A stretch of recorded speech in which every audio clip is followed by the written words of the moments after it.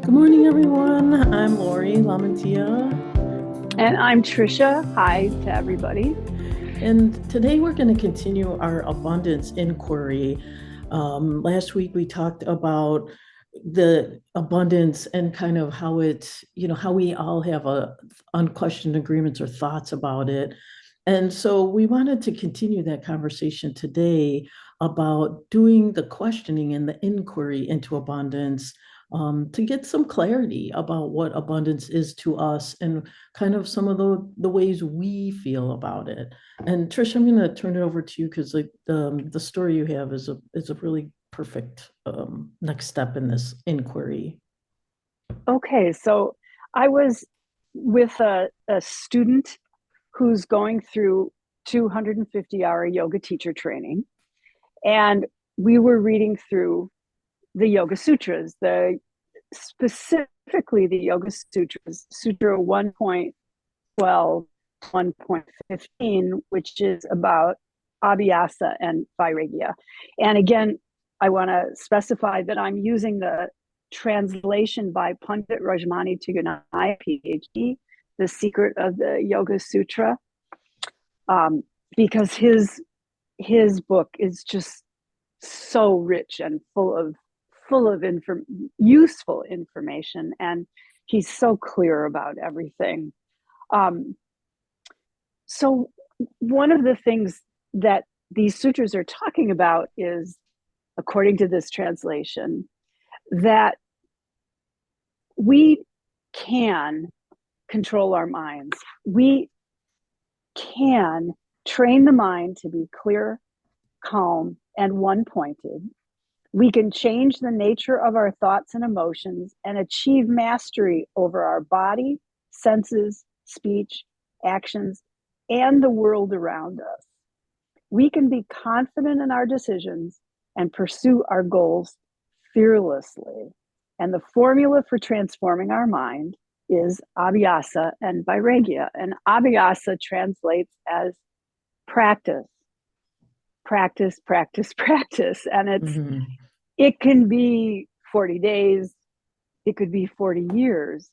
There's no promise of what that is, but the thing is that the commitment needs to be there, that I'm going to practice however you lay that practice out to be. Maybe it's 3 times a week, maybe it's 5 times a week, maybe it's every day. That pretty much is up to you. And then the practice itself could be asana from a yoga perspective, asana, the physical postures, pranayama, the breath work, meditation. It can be these things. It could be just maybe the physical part for you. Maybe walks in nature. You're going to commit to going out and walking and clearing your mind using nature for that. But there has to be the commitment to do the practice. And I think the other key thing about this that I know from talking to many contemporary therapists is the commitment has to be made when we're okay, because that's when we'll actually start doing it.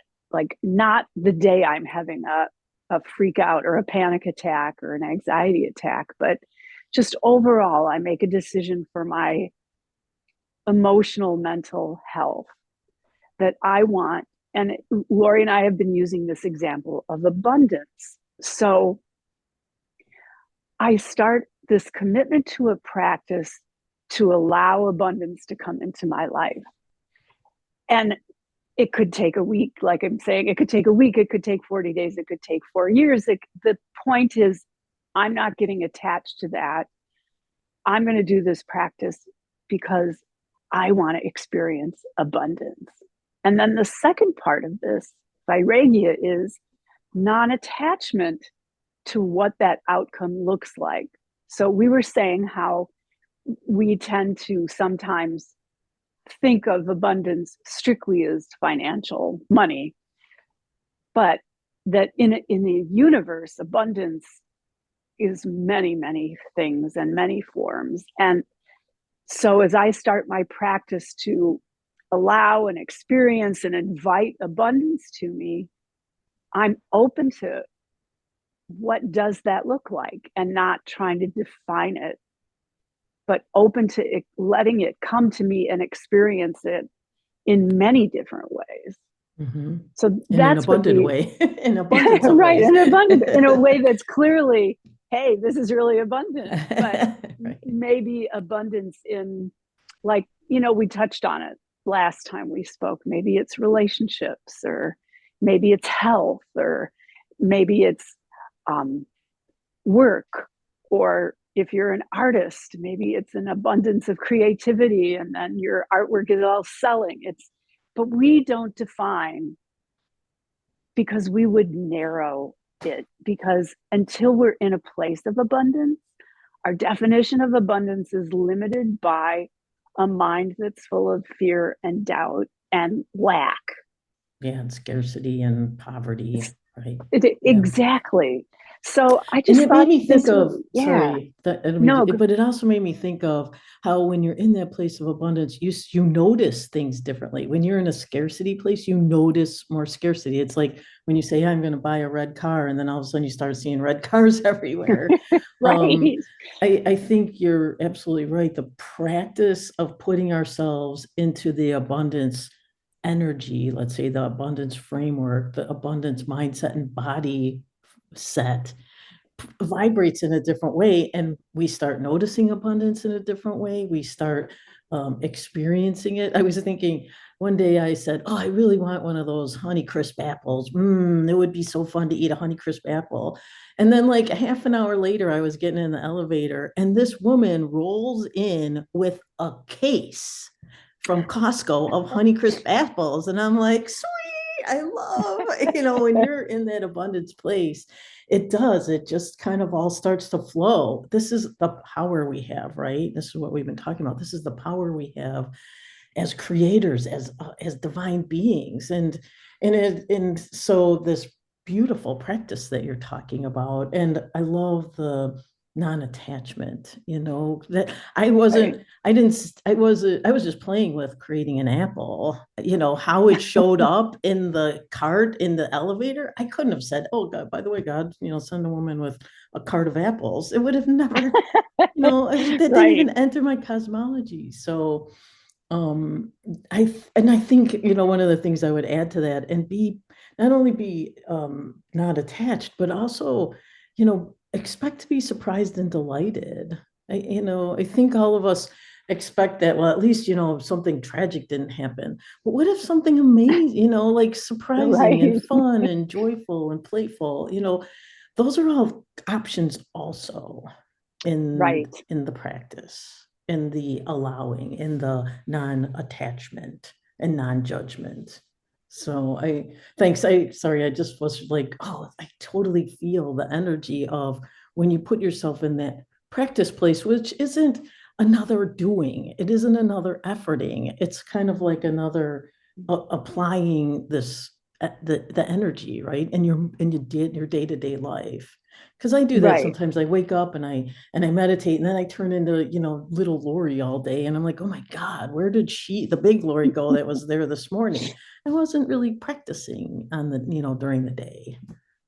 I show up on my mat, and then I wasn't really practicing the rest of the day, my yoga, so to speak. Right, right. So to, yeah, so to speak, whatever, right, whatever that practice is that you can commit to, and you're committing to it for support and love for yourself, not Mm, another to do on my to do list, and right. it's right.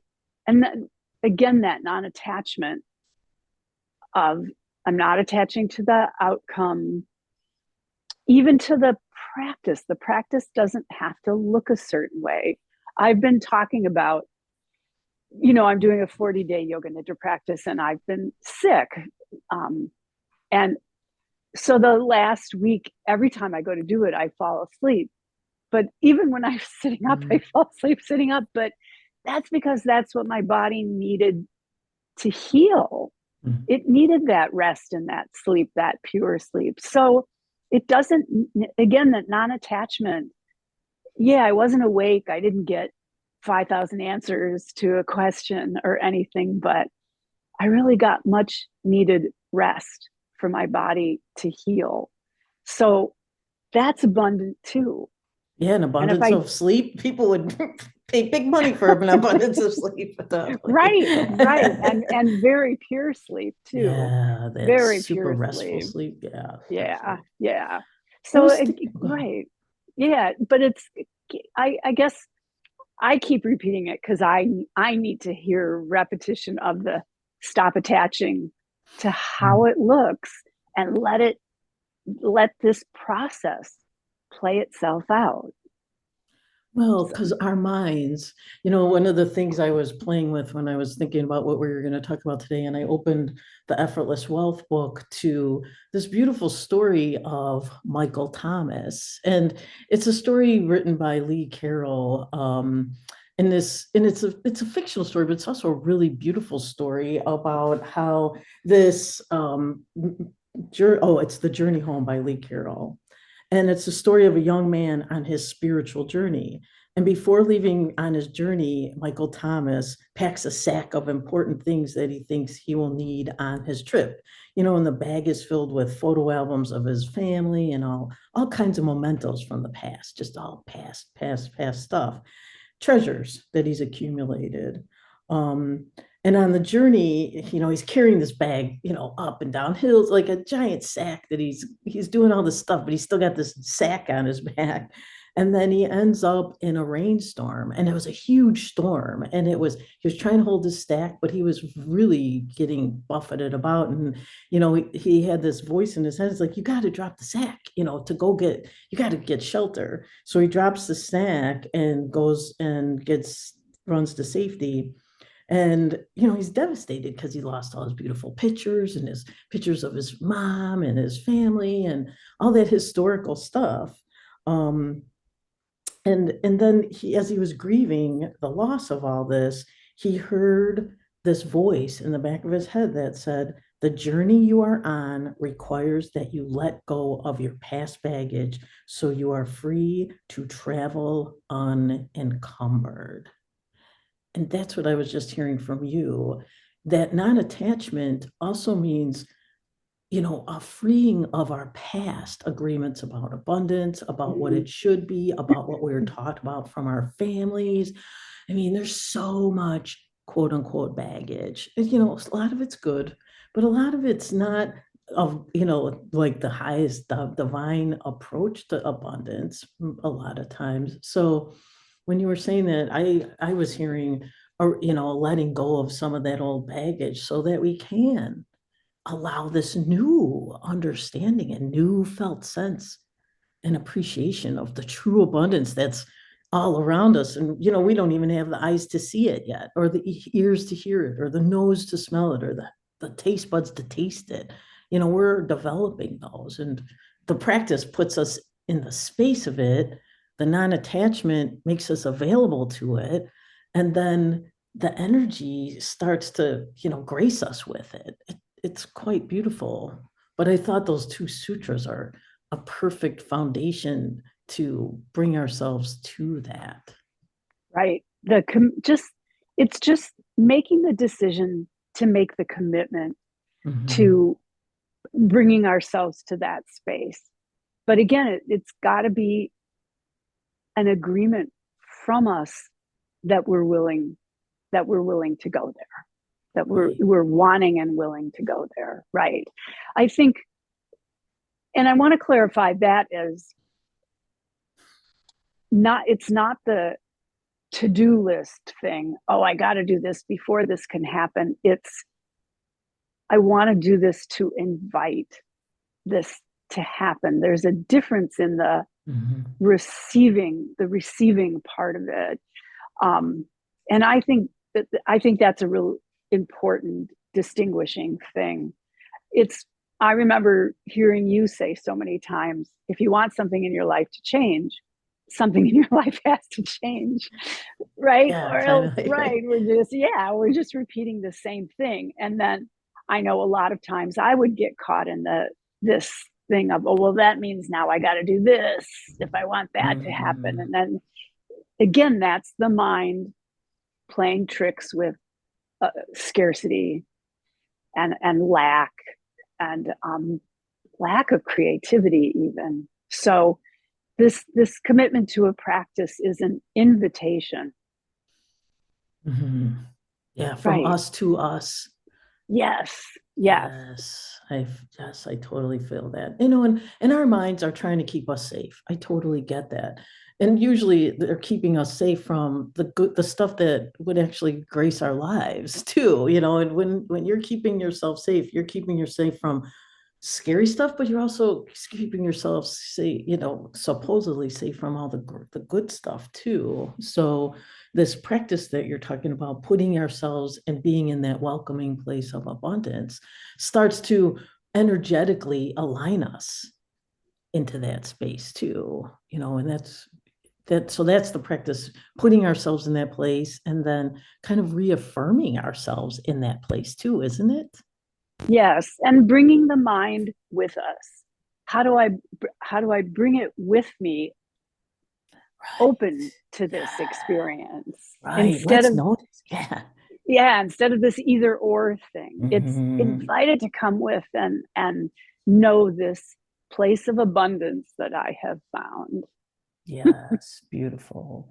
I was thinking that I was headed to the gym this week and I just blurted out this prayer and I'm like, God, instead of me fighting my mind, can you teach my mind how to think like you? Let's, if seeing as I got one of these things and seeing as everybody seems to have one, why can't it learn how to think like, Big Glory? Why can't it learn the skills and approaches like the divine? It's learned all the other stuff. It's learned how to survive.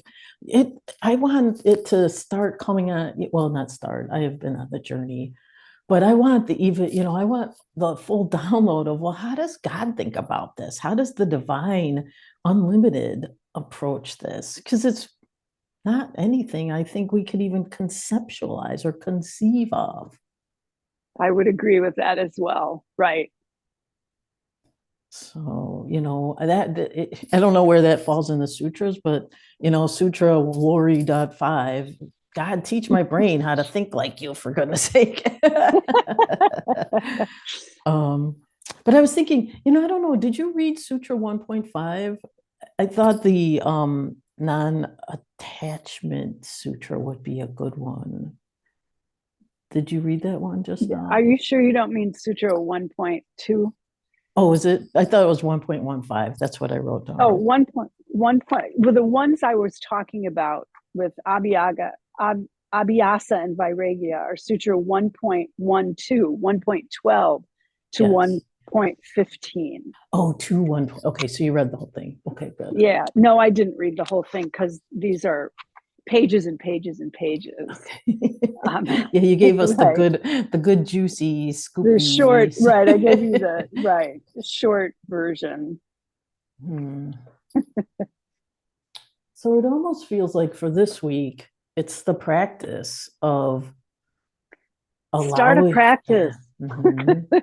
Start a practice, and it doesn't matter what it is, but make a commitment to a daily practicing something, even if it's 5 minutes. I'm Mhm. going to sit down and invite abundance into my life, even if it's Perfect. that, right? Or do a vision board, or draw a painting, or find a poem, something, put it in your sight and read it every day. Mhm. And this is Lent, or the 40 days kind of thing. Right. That practice, and you're doing a 40-day, which I still am so impressed by. I bow to you that you're going to do a nidra for 40 days in a row. I'm like, and people out there listening, Tricia is one of the most committed, amazing. Sometimes I'm like, you're doing what? I'm just so impressed that you're willing to sit down for 40 days and do whatever Rod, like Rod says, you're going to do a 40 days because that's what you need to do for your nidra.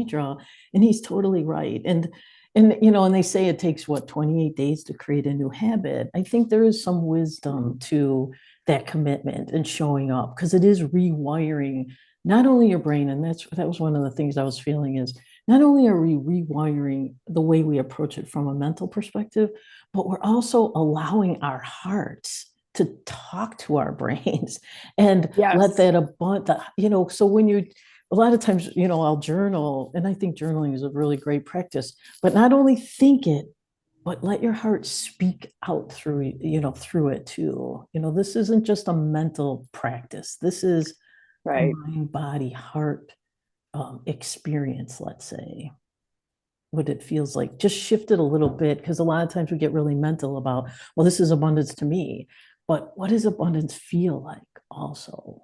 Right. When do I Yeah. feel abundant? What things are going on, or what's going on inside of me that makes my heart just go, oh. And it's really simple stuff usually, but that's the inquiry, right? What is it for you? And Exactly. And right. And I think the feeling part of it again is so important because it's not just thinking or limiting yourself by thinking. It's the heart expressing and feeling and sensation mm, that can sometimes offer way more information than the thought I had about something. Is this totally. an actual sensation of and feeling of something of being connected to this fountain of abundance? Right. So the practice, even for 5 minutes, is sitting in the fountain and letting it, yeah, feel the abundance all run all through you.